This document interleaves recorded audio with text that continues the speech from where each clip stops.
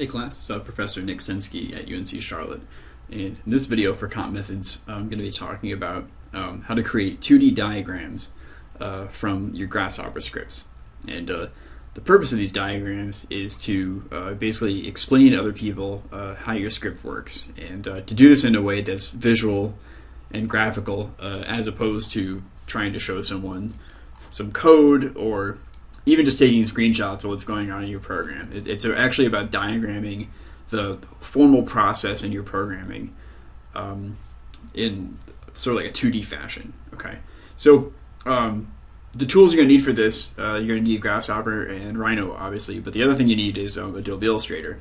And if you haven't spent a lot of time with it with Adobe Illustrator, I'm going to recommend that you check out a video that I posted to our website. That's kind of a brief introduction to the basic tools in Illustrator. In this video, I'm going to act as though I assume that you know how to use those functions. Okay, if you find you need a refresher, go ahead and check out that other video. Okay, so what we're going to do is essentially tell the story of how this script works. Okay, and the first place I want to start, though, I need to think about what the layout's going to be like for these things, and I need to have a process for how I make these diagrams that's really going to save us time. You want to be sort of like effective, and you want to be very like efficient about how you use your time on this, and so you need to stay organized. The very first thing I'm going to do is try to find a view that I like of this wall. And this is the wall that we've seen in class like a few times. But we need a view of this that's going to work for all the different diagrams that I want to draw of this wall.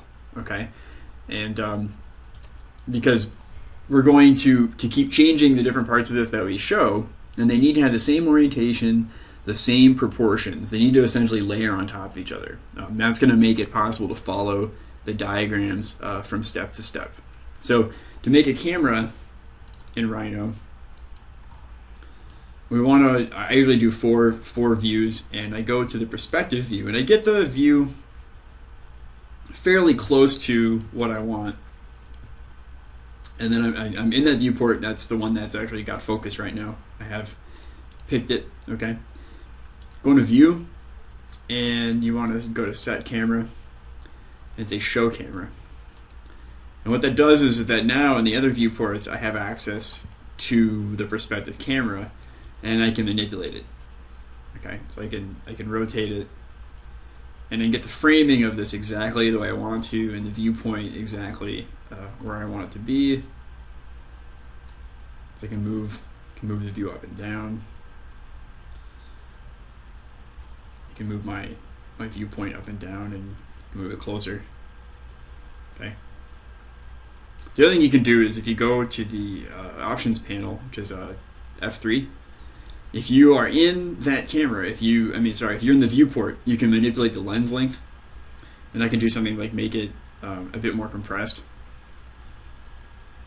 and I can zoom in here, and that's going to kind of give me more foreshortening if I have a lower lens length. So you need to, if you change the lens length and you zoom in, you get a more foreshortened view. This might help you in a way that a fisheye lens does, kind of to kind of create more sort of like compression in the image, and it helps you see more of it. It's less flat. You don't want these things to be too flat. They're not axonometrics. They could be, but in this case it's a perspective view of it. An axonometric might be nice. If you want to do that, I have a script that'll generate an axonometric camera. But for now, I think the perspective is okay. I think it gives us a little bit of depth to it. So I have a camera set up, and once I've got a camera that I like, I go into the viewport that's set up the way I want it, and I go in and I say set view, and I go to name views, and I'm going to name that, in this case, I'm going to call it my camera. The beauty of this is, right, is that if I go around and I fly around and I change my position, if I go into a view, I can now go to set view, and I can skip to my camera, and that's not gonna. I can't mess that up. Okay, so my camera is now one of our views that we have. I like that, but I actually made a mistake. One thing I want to do, I need a ground plane for this. I think at least in this case, I want to do a ground plane. So what I'm going to do is I'm just going to draw a surface in Rhino and put that on there. If your project, has a relationship with the ground, like some of yours are facades and things, and so maybe they don't need this, but this particular case, I need to draw a bit of extra geometry, and that actually makes my camera not so happy because I don't want to cut off the ground plane. So I'm actually gonna adjust my camera.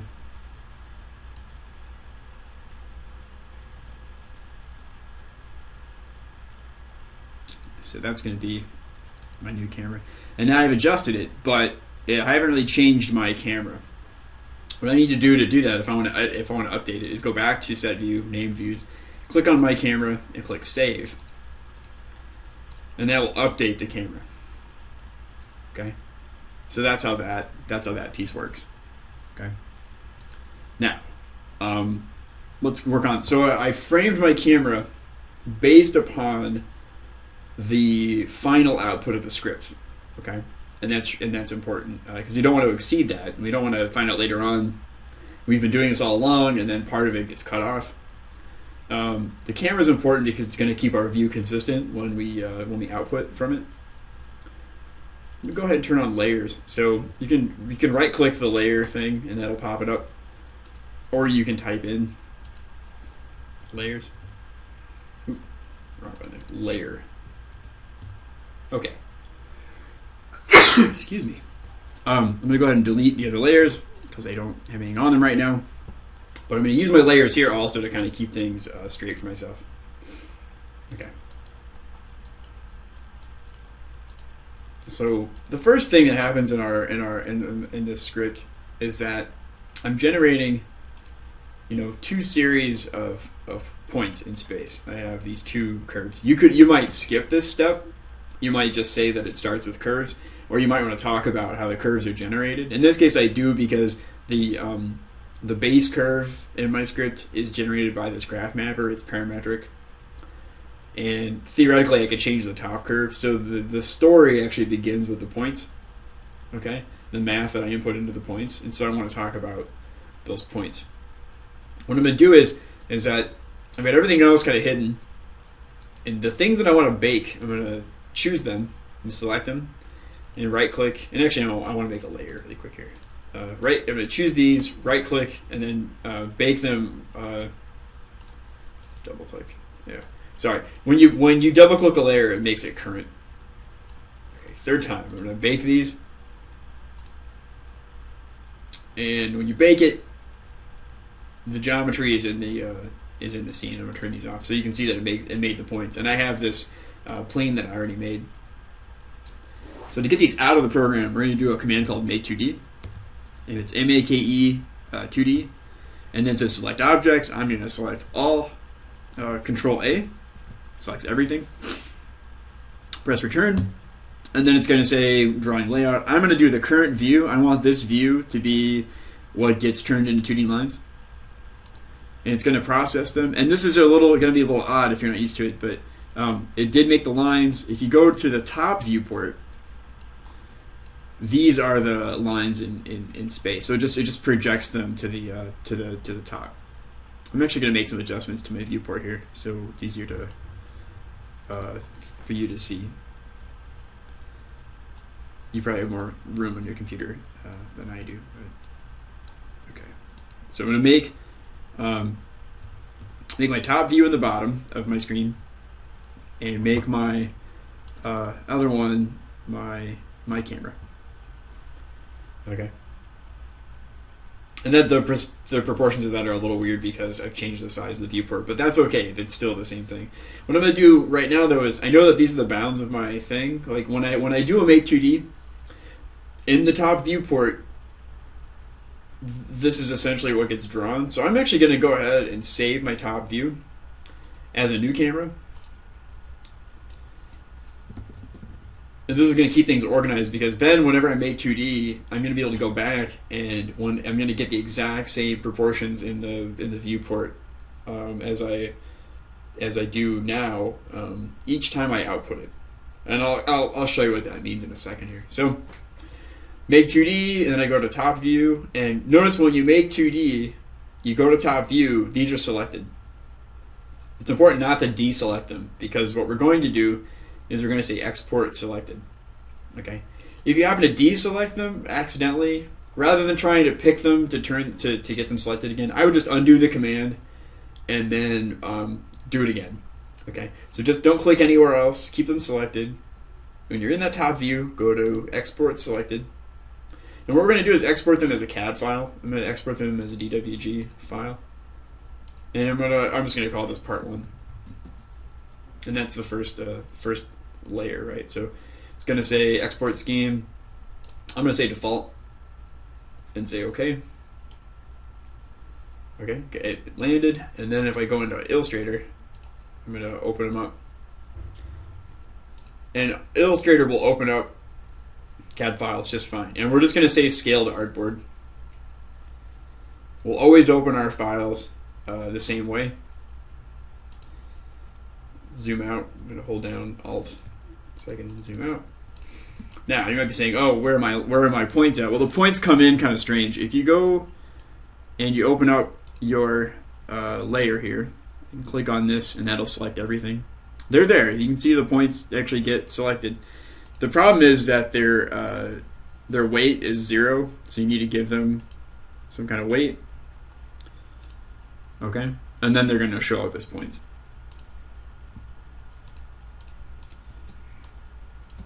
So let's give them a little bit more weight, maybe 6 point.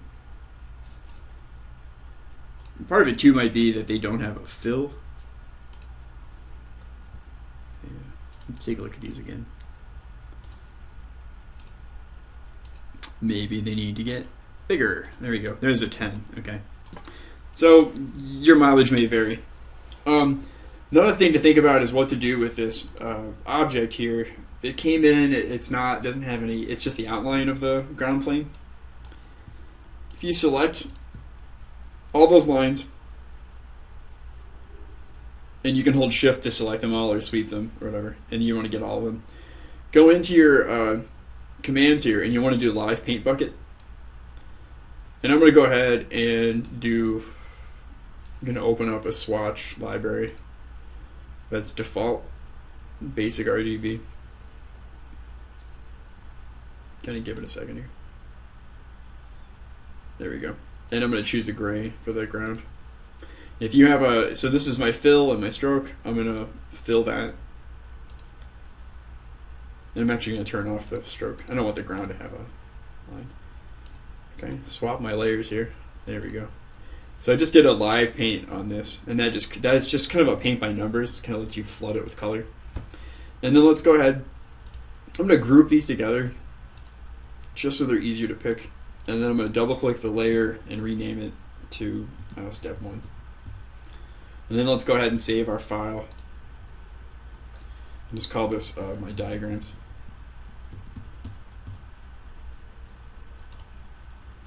Okay, so you can change, these are your diagrams, and so they're dependent upon your style. You don't do them the way that I do them exactly, because my product isn't yours. You do want to pay attention to ideas about the hierarchy with your lines, like which ones are dominant, line weight, color, things like that. Okay. Now, I've got those lines on this layer. I'm going to go ahead and delete those. I don't need them anymore. Okay. Go ahead and delete these layers that make 2D created. I'm holding Shift here to select them. Okay, now I'm back. Okay. So you need to go ahead and undo. Yeah, there we go. So we undo all the way back. I'm gonna go ahead and turn the camera. I don't want to see the camera anymore. I don't really care. Okay. The next part of this that I did is I got these curves. So we're gonna go ahead and bake the curves. Okay. And then I'm gonna go ahead and select everything again and say make 2D. And I keep exporting the ground plane because it's important for keeping the scale of the drawing correct. If I was to remove it, it's going to reposition itself differently in my top view. It's not going to come in the same way in Illustrator. keep everything consistent, and it's going to make it easier for you. Okay, so let's say okay. Let's go back to my top view, and we'll say export selected. I'm going to call this part 2. DWG default. Okay, go ahead, Illustrator. Open this up. Scale fit artboard. Just keep the same settings like every time, and you'll be fine. Make this very easy. Okay, so now I don't need this though. The bottom. I just need these 2 lines. So I'm going to grab these, shift click to get them both. I'm going to say copy. Go to my diagrams, and then I'm going to make a new layer. Step 2. I'm going to paste in place. Okay, that's important, and that's going to actually line them up exactly. And actually, I kind of like that. I kind of like the gray line with the dots.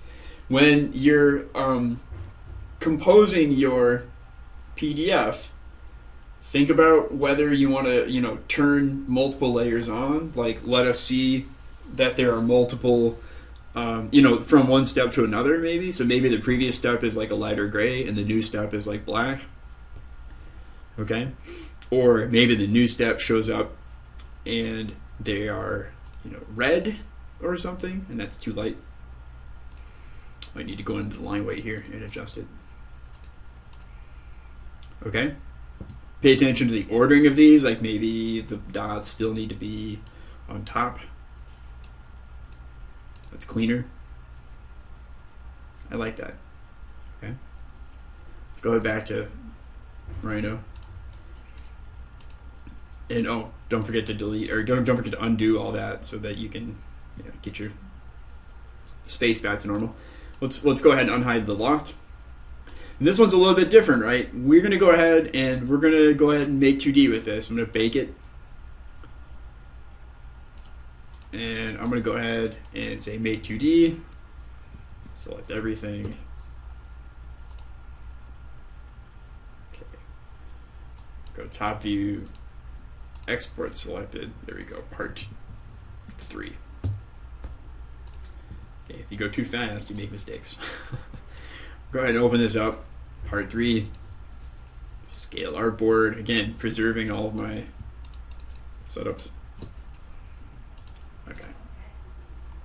This one I might keep the way it is. I'm going to select everything, and I'm going to copy it and paste it. Oops. I'll do paste in place. Mess with those other ones. Oop, I need a new layer for this. Okay, step 3. Paste in place. There we go. Okay. And I actually want to do something here. I need a new base for this thing. So what I'm going to do is I'm going to go ahead and select all this, and I'm going to do my live paint like I did before.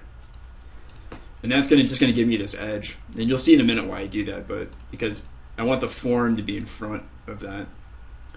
Okay, so when I've got this collection of lines that came out of my live paint, I need to get them back into some kind of order. So what I'm going to do is I'm going to pick everything and then shift click to deselect the surface. And that'll give me just the lines from the loft. And I can group those together. And then I have my base, my kind of ground as one thing, and my lines as another. But I'm not really done with this step yet. What I need to do though is I need to get some dimensionality to this form. It's too flat. As a piece of line art, it doesn't really give me a sense of the form. What I need to do is get something like this out of Rhino, right? I need to get the shaded kind of view. I need to render it, okay? And we're just going to do a very basic version of a render. There's not going to be physically accurate. We're not going to do lights or materials. It's just going to be gray and simple, okay? I'm going to go ahead and delete that extra layer there. Okay, so what I want to do though is I want to hide, H-I-E-E, I want to hide the ground because all I want is this shape. Then we go to render and make sure that it's set up for Rhino. And then I'm going to go into properties, and I want to make sure that the background color is white. Just grab it all the way up there. Because I don't want any background. I don't want gray in the background. The bump up anti-aliasing to 5x, don't worry about what that means. and it'll render it like fairly large. Just call it 1920 by 1080. I'm gonna make, because I need enough pixels. I don't want it to be pixelated. The viewport is too small. If I go with the viewport setting, it's gonna look crummy. So big image, decent anti-aliasing, and a white background, and that's gonna give me a good clean render for this. Okay. Then when you're ready, just click render. It's going to crunch. There you go. Okay. I'm going to go ahead and just copy this. Just go edit copy. And I'm going to paste it right into my layer. And see, it's going to come in. And it's going to be hard to see how to line it up. So what I'm going to do with it is I'm going to go into the transparency panel and set it to multiply. And that's going to allow me to see through it, and I'm going to dynamically scale it here until I get something pretty close, and then kind of set it in there. And then I'm going to start fudging with the numbers here. So let's call it 28 inches. No. The keyboard's not working. Okay, 28. Too big. 26. I'm going to kind of fudge it until I get close. It's pretty close. And I can nudge it with the arrow keys. And it's not quite right. Let's call it 24.9. Zoom in here. What you don't want to do is have gaps in it. You don't want to see the pixels like overlap. You want to get it as close as possible, at least as close as your line weights can hide. That's okay. Let's punch it over a little bit. There's not a really scientific way to do this. I'm kind of concerned with that over there. I don't really like the way that's lining up.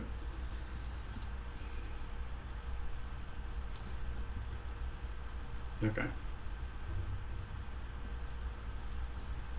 Maybe good enough for a demo. Let's and then if you have the image, what we can also do is play with that transparency. Just if we reduce the opacity of it, we essentially lighten it up. Okay, which is something that I like. Let's zoom out. I don't want it to be too dark.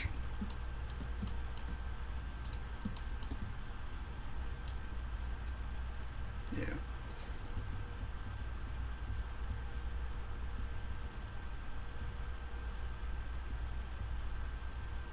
That's better. Okay. Then I can take my group and I can increase the weight.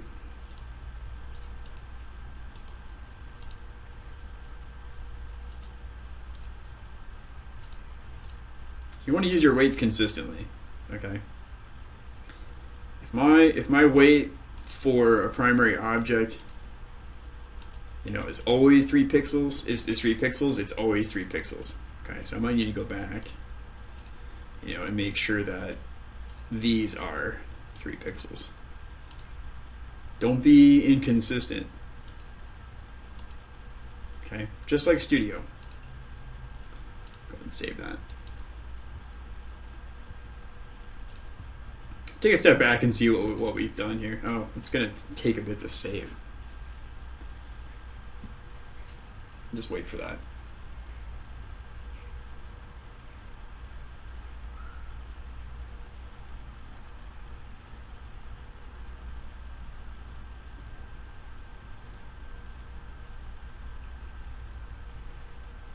Okay. Yeah, let's take a look at it. It's pretty good. So let's go through the different steps here. So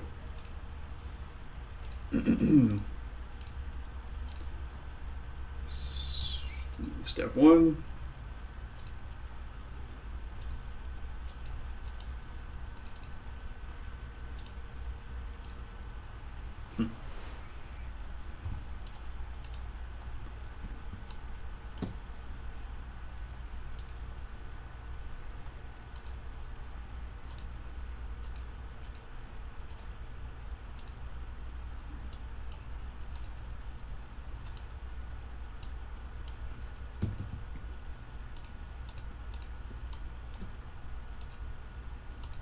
Okay, so base step and step 1. We like step 2, step 3. You know, maybe the way that we do this, we go through each one and we turn off the layer. Let's see. We turn off one of these.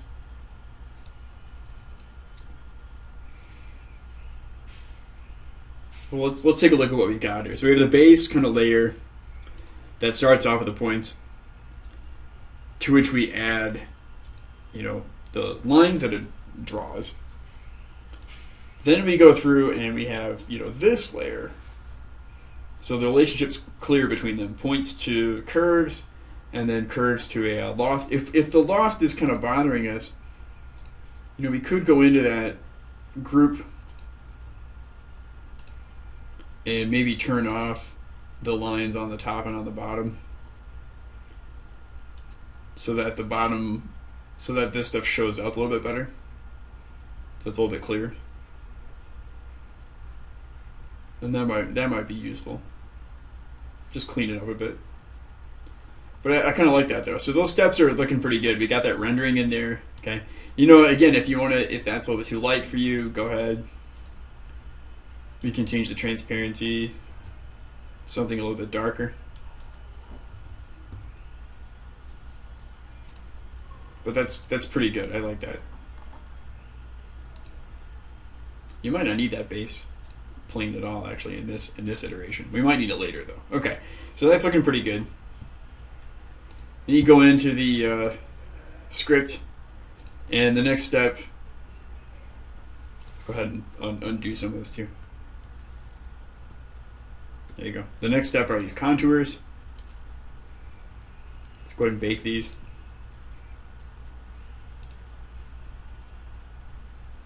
And then I'm going to make 2D. And this should be kind of old hat for us by now. Oops. Except when we don't select them.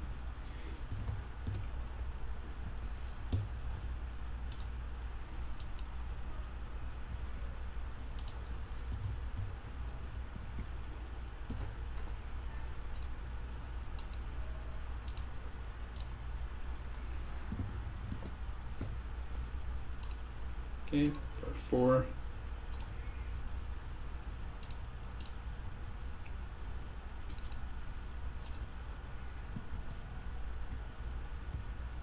Again, I'm kind of selecting everything and then deselecting these lines so that I can get these as a group, and I can copy them and paste into place.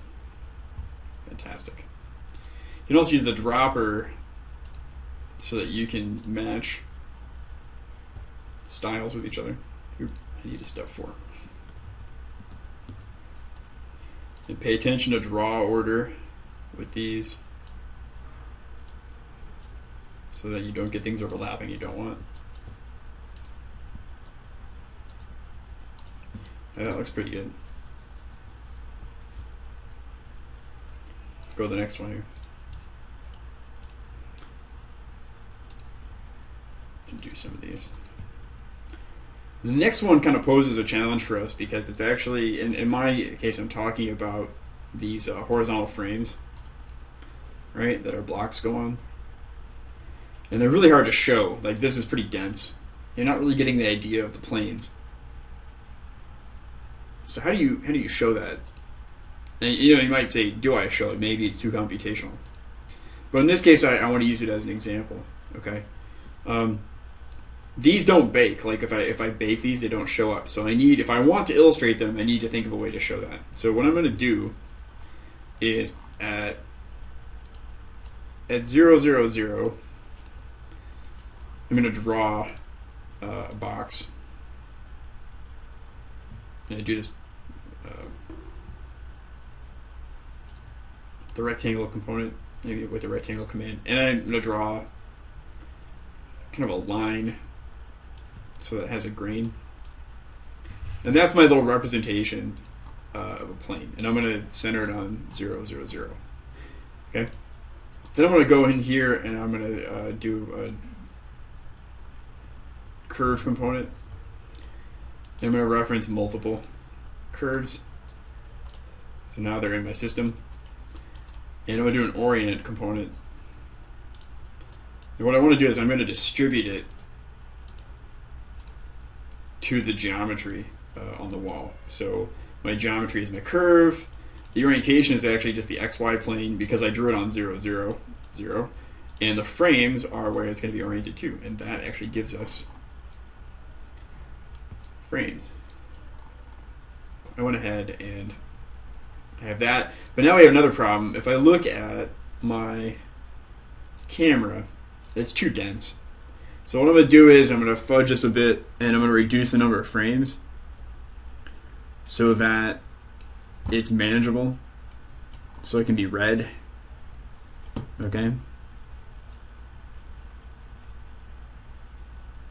And about 20 or so seems to be kind of the threshold here for what's visible.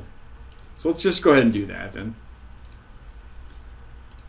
And then I'm going to go ahead and I'm going to bake this oriented geometry. And select all. Oops, wrong program. Select all. Make 2D. And go to top. Export. Part 5. Let's open this up in Illustrator.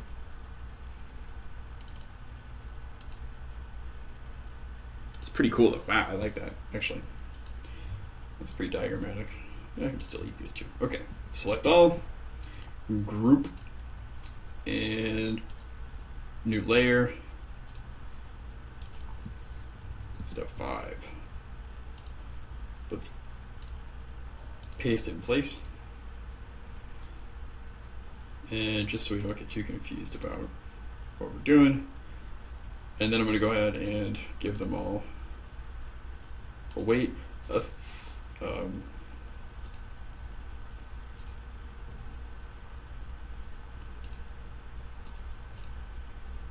think I grabbed the, I didn't paste these correctly. Let's go back to part 5.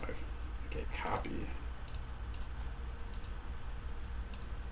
There we go. Okay. Let's see what. The problem with these is that they get very dense, and so even though maybe 3 is a line weight that we use, 3 might be too dense. Okay, so we need to be sort of aware of that.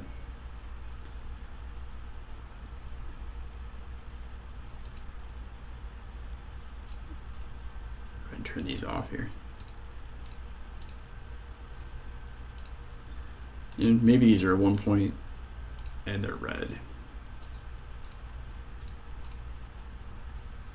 Still seems kind of light though. Anyway, you can kind of play with it. Might need to reduce the number further so that we can get a denser weight.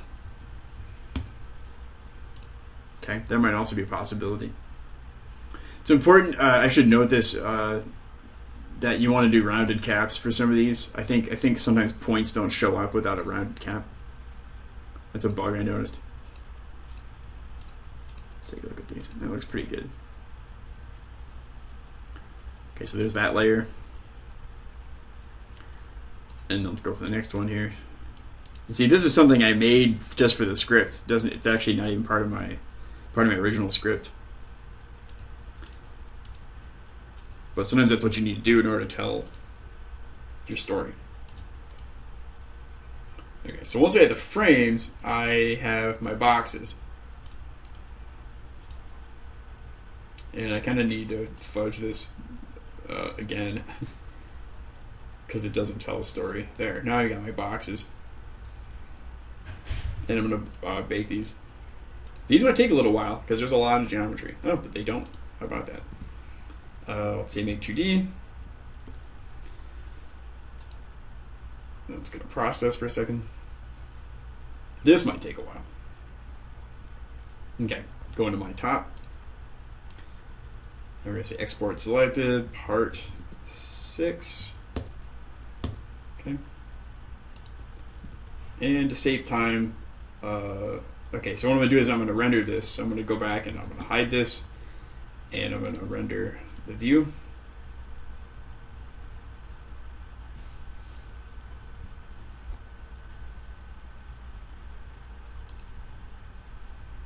Copy these,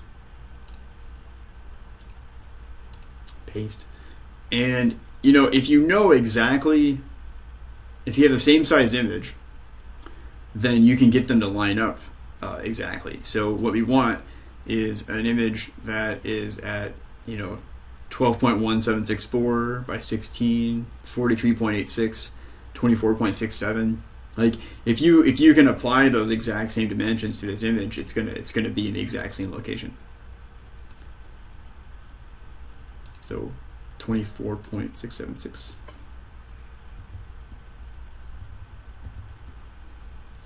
And the location, let's see, 16, 13, 13, 12, 17, 64.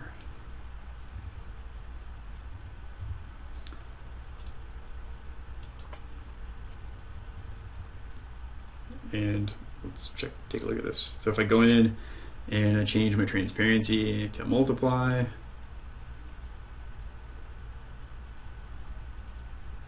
I need a new layer 2, step 6. But if you're organized and you do everything the same way, it becomes relatively easy for these things to kind of stack on top of each other. Let's go ahead and open up part 6.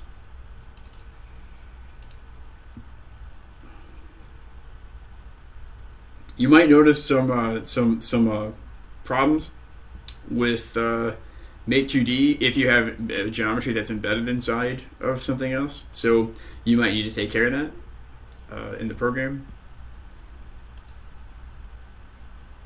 So for example, in my system here,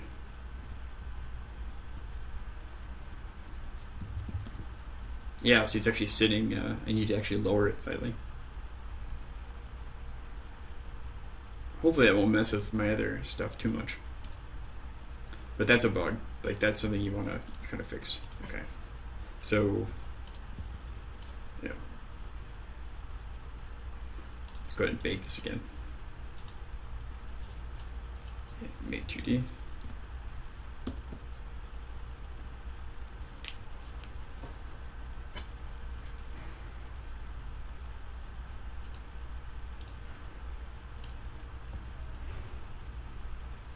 Redo part 6 here.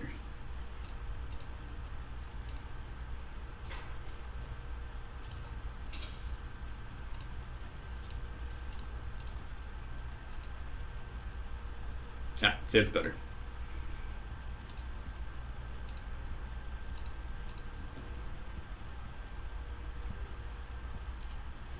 Group, copy,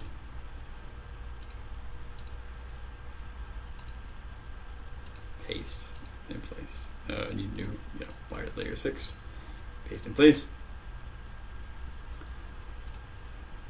Let's turn off this other layer. That looks pretty good. You did a pretty good job with that. If you don't want that transparency showing up through there, this is where having this other, or something like it, having one of these objects created helps.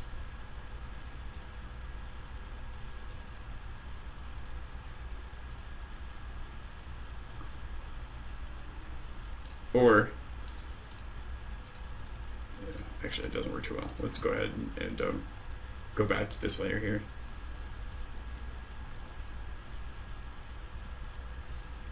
Let's do this. Select load. That one I made before doesn't really work because of the edges of this are different. So let's just select everything and let's do a live paint. There we go. Okay, we'll expand it and we keep on grouping it until we get this. Okay, and let's just copy and paste that.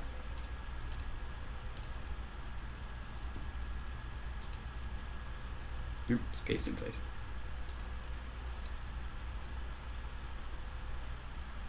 Yeah, we moved the plane, so that might be a little unclean, but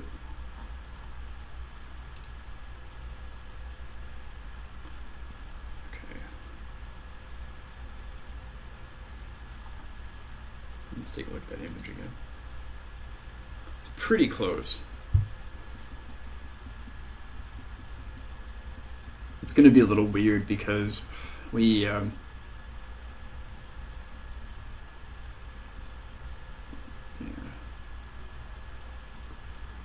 because it was embedded in the ground before.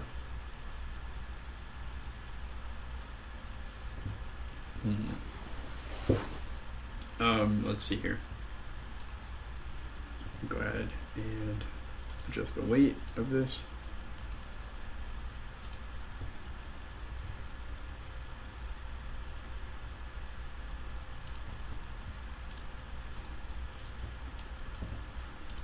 I think that image is too dark. I do still want to adjust the transparency of it.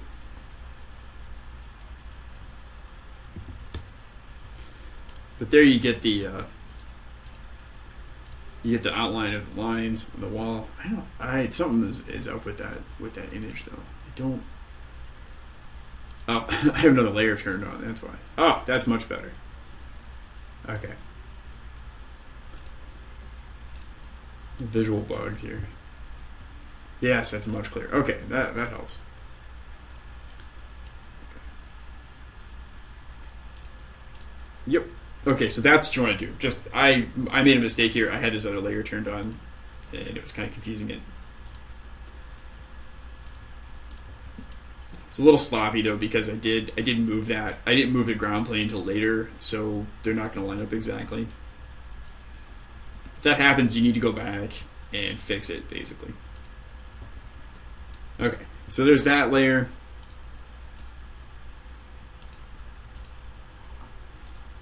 This base plane, so that's 5. Moving this up to 6. So hopefully that gives you a sense of what this process is like.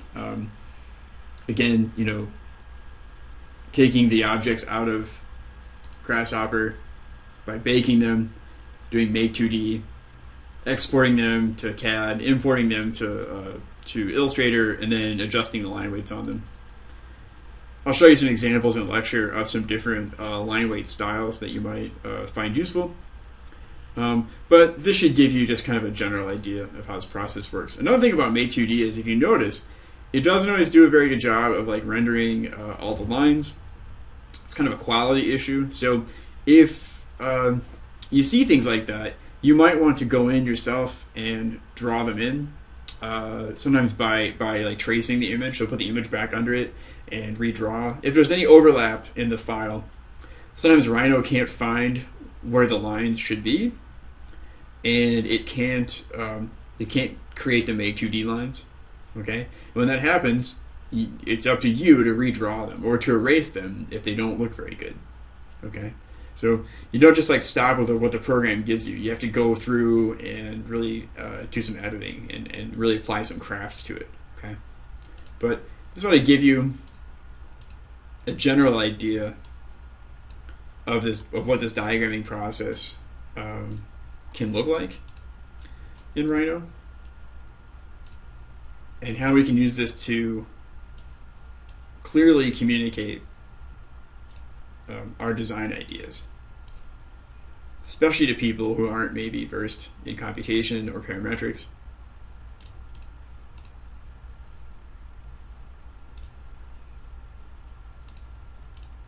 I mean, it's really useful, and this is the foundation, really, of getting things out of Rhinoceros and Grasshopper into CAD.